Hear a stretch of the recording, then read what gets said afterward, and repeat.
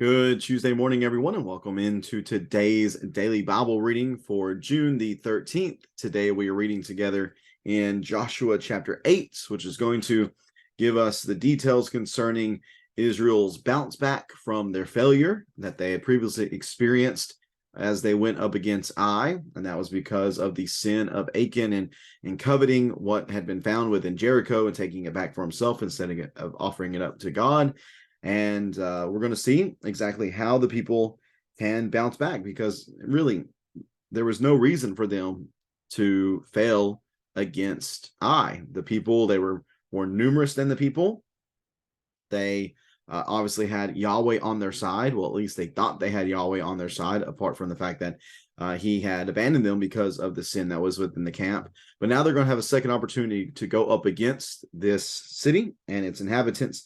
And we're going to read about that taking place here in Judges, or excuse me, not to Judges yet, here in Joshua chapter 8. Let me go and get the text up on the screen for us. We'll read along together here. Joshua chapter 8. Now, after seeing the defeat at Ai, now we're going to see the conquest of Ai. Reading here, Joshua chapter 8, verse number 1. Joshua chapter 8, verse number 1, Yahweh said to Joshua, "Do not be afraid or discouraged. Take all the troops with you and go attack Ai. Look, I've handed over to you the king of Ai, his people, city, and land. Treat Ai and its king as you did Jericho and its king, except that you may plunder its spoil and livestock for yourselves. Set an ambush behind the city."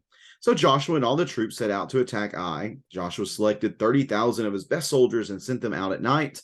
He commanded them, "Pay attention, lie in ambush behind the city, not too far from it, and all of you be ready. Then I and all the people who are with me will approach the city. Then they will come out against us as they did the first time. We will flee from them. They will come after us until we have drawn them away from the city, for they will say, 'They are fleeing from us as before.' While we are fleeing from them, you are to come out of your ambush and seize the city. Yahweh your God will hand it over to you. After taking the city, set it on fire. Follow Yahweh's command. See that you do as I have ordered you." So Joshua sent them out, and they went to the ambush site and waited between Bethel and Ai, to the west of Ai. But he spent the night with the troops. Joshua started early the next morning and mobilized them. Then he and the elders of Israel led the people up to Ai. All the troops who were with him went up and approached the city, arriving opposite Ai, and camped to the north of it, with a valley between them and the city. Now Joshua had taken about 5,000 men and set them in ambush between Bethel and Ai to the west of the city. The troops were stationed in this way: the main camp to the north of the city, and its rear guard to the west of the city. And that night Joshua went into the valley. When the king of Ai saw the Israelites, the men of the city hurried and went out early in the morning so that he and all his people could engage Israel in battle at a suitable place facing the Arabah. But he did not know there was an ambush waiting for him behind the city.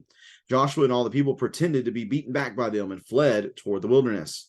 Then all the troops of Ai were summoned to pursue them, and they pursued Joshua and were drawn away from the city. Not a man was left in Ai or Bethel who did not go out after Israel, leaving the city exposed while they pursued Israel. Then Yahweh said to Joshua, "Hold out the javelin in your hand toward Ai, for I will hand the city over to you." So Joshua held out his javelin toward it. When he held out his hand, the men in the ambush rose quickly from their position. They ran into the city, captured it, and immediately set it on fire. The men of Ai turned and looked back, and the smoke from the city was rising to the sky. They could not escape in any direction, and the troops who had fled to the wilderness now became the pursuers.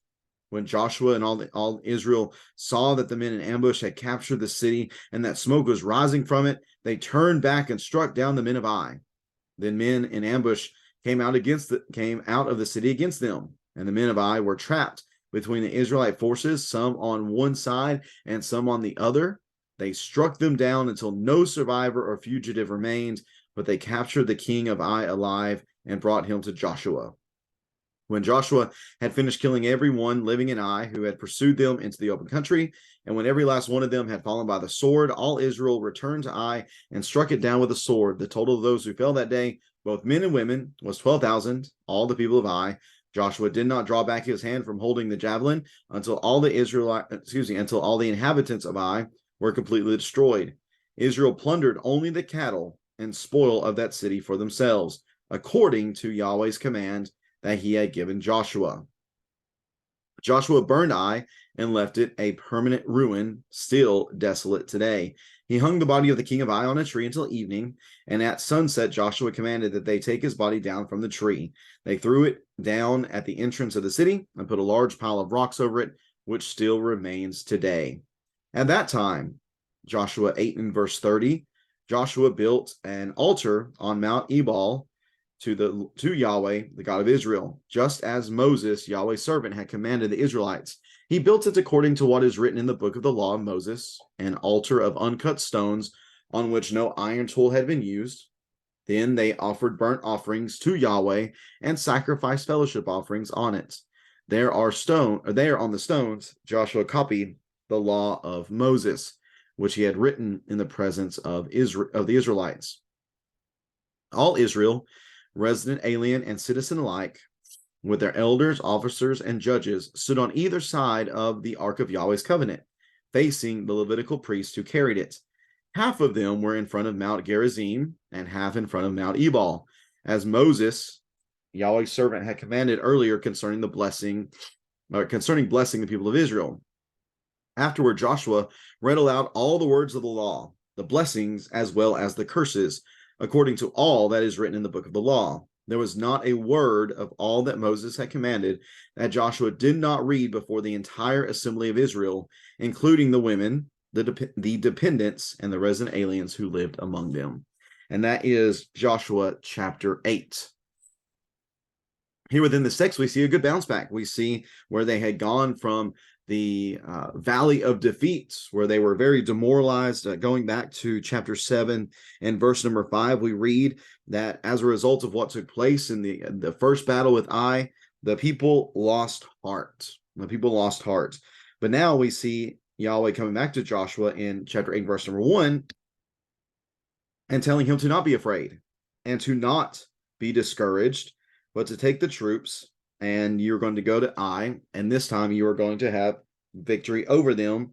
That you are going, again, the emphasis here on Yahweh is I am going to give them over to you, and you're going to do to Jericho what you had done, you're going to do to Ai what you had done to Jericho, but here you're going to have the opportunity to take some spoils. You can take the livestock and the spoil from yourself. Now, this time, unlike what we see with Jericho, there's going to be actual military battle strategy used in this attempt to overtake Ai. Whereas with Jericho, it was very non-conventional, or non-conventional or unconventional, whichever one you want to go with, where they marched around the city, blew the horns, the walls fell. Here, there was some legitimate battle strategy, and it was all built upon what had happened previously with Ai.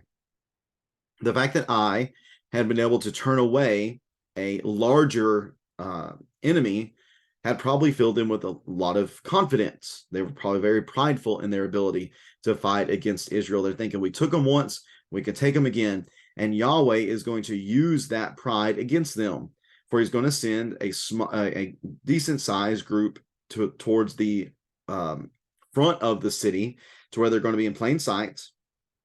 And the thought is that will draw out all of the soldiers of Ai. They're going to retreat. Then Israel's going to retreat, going to draw them away from the city, all the protection, all the men. That's what we see within the text. Draw them all away from the city. And once they have been drawn away from the city, then the smaller group of soldiers, the ambush group, which seems to be about 5,000. I think it breaks down to being 5,000 in ambush, about 25,000 in the main assault. They're going to then go into Ai. They're going to ransack the city. They're going to burn it. So what you have then is you have the city.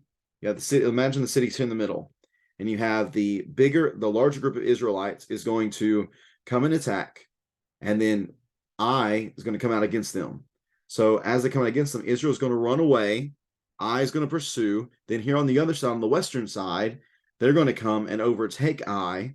And then what we're going to have is an Israelite force here, another Israelite force here. The soldiers of Ai are going to be stuck in the middle, and you're going to see them converge and completely destroy the Ai soldiers. Now, what's interesting is that the language that is used here should bring to mind the Exodus, bring to mind the fact that Moses lifted up his staff and the Red Sea parted. And in a sense here, we see a similar imagery, similar setup to what took place there at the Red Sea that you have for the Egyptians. We have them following Israel through the Red Sea, and on each side you have water. Well, here in a sense you have the Ai soldiers, the Aiites, I guess we'll call them that. Well, the Aiites who are in the middle. You have Israelite soldiers on each side, and whenever Joshua gives the go, they're going to come down and converge, and they're going to swallow up. I think that's a good way to describe this and to imagine this, is that Israel is now swallowing up Ai, swallowing up all the soldiers of Ai. Just as Yahweh swallowed up the Egyptians in the Red Sea, here now the Aiites are being swallowed up by Israel as they are engaged in this battle. Again, this is all predicated upon the fact that they were filled with confidence. They were prideful in their ability to win, which again should connect us to chapter 7, because that's how Joshua and Israel were feeling. After they had great victory over Jericho, they're thinking, oh, this little city of Ai, they don't have hardly any people. We're gonna read they only have about 12,000 that ended up dying. 12,000 total. That did not include, that was more than just the soldiers. That was the whole town as a whole. Well, we could take them easy. Joshua, don't even send all the troops. We'll just take what we need to go get the job done. And they were defeated. Well, here the Aiites are thinking that they've got this, so they pursue, but they don't know that there's an ambush waiting on them. So Yahweh here, we see the full spectrum, the full playbook of Yahweh being on full display within just these first couple of battles of the conquest. The first one, very non-conventional, walk around the city, blow the horns, shout, everything falls down, then you go ahead. Here we have legit battle strategy that is being used by God and by Joshua, and they do achieve a very strong victory. Here, Yahweh uses Israel as his tool to bring judgment against the pagans of Ai. They were pagan people. They were part of the people within the land. They were ate up with idolatry and paganism, and here Yahweh punishes them. We see part of that has to do, or part of that is taking the king and killing him and putting his body on the tree. Although they did take it down before sunset, that was a instruction that was given in Deuteronomy chapter 21 and verse 23, that they were not to leave a body on a tree overnight, and they were obedient to that. Then they throw him at the entrance to the city, pile a whole bunch of rocks on top of him for a grave, and the text tells us that the city remained desolate. Now, once they've experienced these two victories over Jericho and Ai, with the defeat sprinkled in there as well, the text now directs us to a renewal of the covenant type ceremony. This was first instigated back in Deuteronomy chapter 27, where Moses gives the instruction that whenever you get into the land, you're going to read the blessings and the cursings from Mount Ebal and Mount Gerizim. This seems to be the fulfillment of that instruction from Moses for the people to do this. And it's important for, and I shouldn't say important, it is important, but more so it's appropriate for them to go through this process right now, to go through this ceremony, because up until this point, they have already experienced the blessings and the curses of Yahweh. They've experienced his blessings in that when they were obedient to him, he helped them and he strengthened them. He supported them and supplied them what they needed to have a victory. But when there was unfaithfulness, when there was sin, whenever there was a rejection of God's instructions, they did suffer the curse. And that happened back in chapter 7. So here is just a reminder to them of basically what they've already experienced. Now they know with certainty that God's words are true. So therefore, they were reminded of this. They're also reminded here that real success was not just seen in the fact that they have military victory, but real success for them as a people would be seen in them being loyal to the covenant. And those two things really go together, don't they? when they were loyal to the covenant, they experienced blessings that came with military victory. And they were not going to experience great military victory if they were disloyal to God's covenants. So we have both things here. We have the reality of God's people being on a conquest, yes, but they also are the covenant people of God who recognize that this is about more than just taking land. It's about more than just establishing themselves as a people. It is about them being the covenant people of Yahweh, and about them being a kingdom of priests to the nations, drawing the nations to God through their faithfulness to him. And all of these things, it was good for them to be reminded of these things from time to time. And it makes sense, again, that this text would be inserted in this place, considering they'd already seen the cursings and the blessings. Now be reminded of this reality. You've experienced it. Let's emphasize that while it's still fresh in your mind. And then we will continue moving forward in this conquest that we see in these chapters. Tomorrow, we're going to be reading in Joshua chapter 9, which tells us about the, we'll say the sneaky smart strategy of the Gibeonites and taking advantage of some instruction that was given to the Israelites in Deuteronomy chapter 20 about cities that are far away and making peace with them, offering peace before just going in and wiping them out. So we'll read that tomorrow here in Joshua chapter 9. If you have any questions or comments about what we've read here in Joshua chapter 8, I do hope that you will leave a comment or question. Leave those in the comment section below, and we'll do what we can to address those to help us in our fleshing out the study, understanding this text better, and being able to grow in our faith through knowing the text better. Again, we're just reminded of the great need for covenant loyalty, whether you're an Israelite in covenant with God through Moses, or whether you are in our place, whether we are in our place, being in covenant with God through Jesus. Covenant loyalty is of the utmost importance. Let us strive to remain loyal to our covenant in Jesus with God today. Again, thanks for tuning in today. Do want to wish a very happy anniversary to Hal and Jackie Pena. Happy anniversary to y'all. Hope you enjoy a great day. And we're thankful for your faithfulness to one another and your faithfulness to God and the great example that you set for all of us in our church family. Again, thanks for tuning in today, everyone. Have a great rest of your day. Take care and God bless.